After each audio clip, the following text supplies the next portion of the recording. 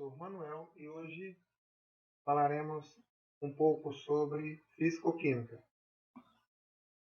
Aqui teremos as referências bibliográficas, na qual eu dou mais ênfase aos dois primeiros livros, Castellan, Fundamentos de Físico-Química e Peter Atkins, Físico-Química.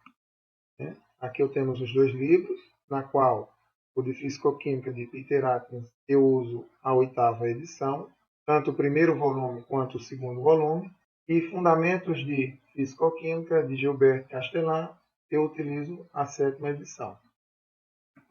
No sumário, poderemos ver a nossa primeira aula, ao qual vamos estudar o estado gasoso, os gases ideais, as transformações gasosas, lei de Boyle, lei de Gay-Lussac e hipótese de Avogadro. Para a segunda aula, aplicações da equação do estado de um gás ideal, conceito de pressão parcial, lei de Dalton. Terceira aula, o gás ideal e a teoria cinética dos gases, energia cinética e função de distribuição de velocidade de Maxwell-Boltzmann.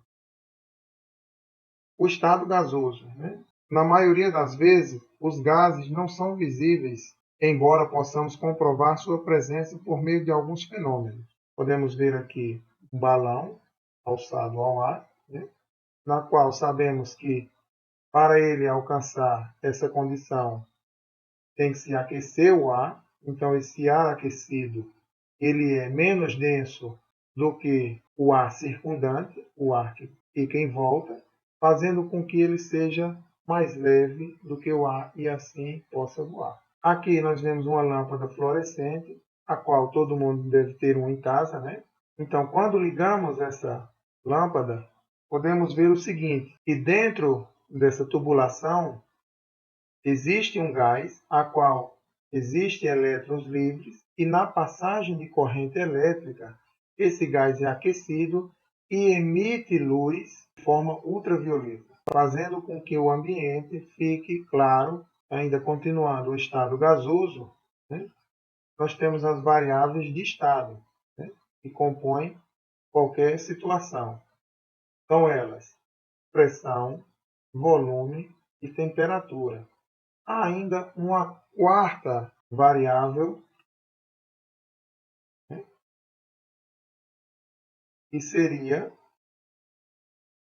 o número de mols.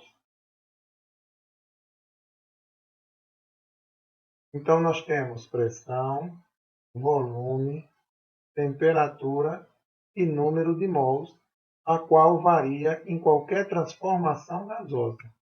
Então, uma transformação gasosa ocorre quando pelo menos uma dessas variáveis de estado se modifica. Vejamos o exemplo. Quando temos um recipiente com algum gás e existe um êmbolo que desce e sobe. Essa descida ou essa subida do êmbolo faz com que esse gás tenha uma transformação. Eu deixo para vocês me dizerem quais transformações são essas quando eu tenho a descida do êmbolo ou quando eu estou subindo esse êmbolo. Então, se eu tenho essas transformações, nós sabemos o quê? Que experimentalmente essas mudanças de estados podem ser descritas por uma equação de estado, que leva em relação ao quê? Uma dessas variáveis listadas aqui em cima, em função das demais. Então, temos, por exemplo, se nós quisermos saber a pressão de algum sistema, como é o caso do nosso sisteminha de exemplo aqui, sabemos a pressão, então nós sabemos o quê?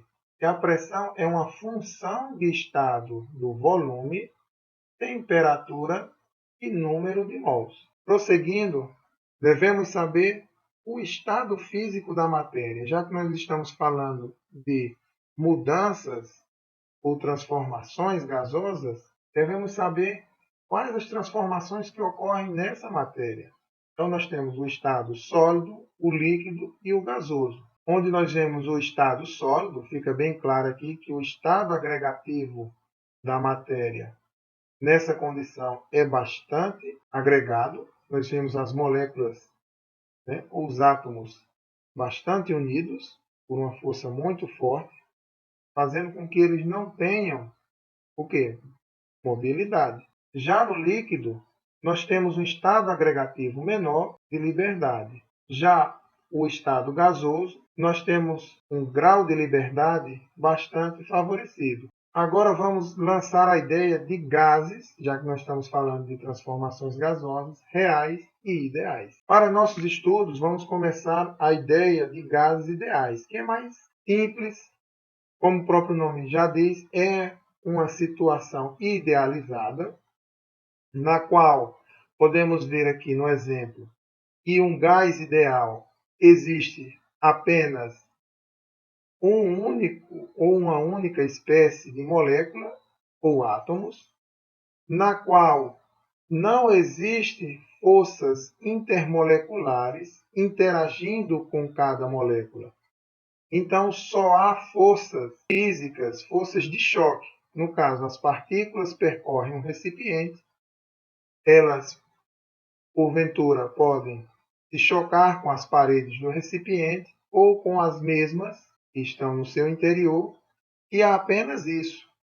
Já para um gás real, existe, além desses choques entre o recipiente e as mesmas, uma interação de atração e repulsão de cada molécula no interior deste recipiente. Então nós temos o quê? Que em um gás real, as moléculas não se movimentam de forma totalmente livre, em razão das suas forças de interação existentes entre elas. E em um gás ideal, só há interação entre as moléculas quando elas se chocam. Então vamos frisar o seguinte: em um gás real, em um gás real, a movimentação não é totalmente livre por razão das forças de interação existentes.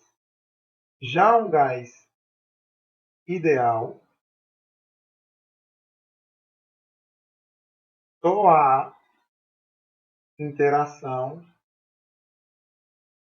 quando elas se chocam.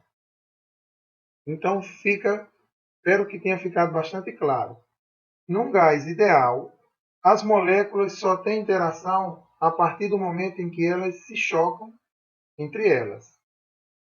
E para um gás real, há interação quando elas se chocam, interação entre elas mesmas. Essas interações são de atração e repulsão. Nós veremos isso com mais ênfase e mais detalhes no capítulo seguinte. Agora falaremos um pouco sobre cada variável de estado, né, a qual começaremos pela pressão, e ela é definida como força sobre unidade de área. Então, quanto maior for a força que atua sobre a área, maior será a pressão. Nós temos aqui o exemplo, né, de uma força ou de uma pressão atuando sobre um cilindro contendo um gás de altura H, onde, como já definimos, pressão é a força que atua sobre uma dada área, né, onde no SI essa unidade de pressão é definida como Pascal, e 1 Pascal é igual a 1 Newton por metro quadrado. Podemos ver as unidades mais usadas de pressão, e aqui nós temos as suas relações: Pascal, bar, ATM, TOI e PSI. Vamos fazer no decorrer das nossas aulas bastante exemplo sobre essas unidades, então eu espero que todos tenham já uma familiaridade na transformação dessas unidades. Caso não tenha, a gente vai ficar um bom tempo praticando até a nossa primeira avaliação.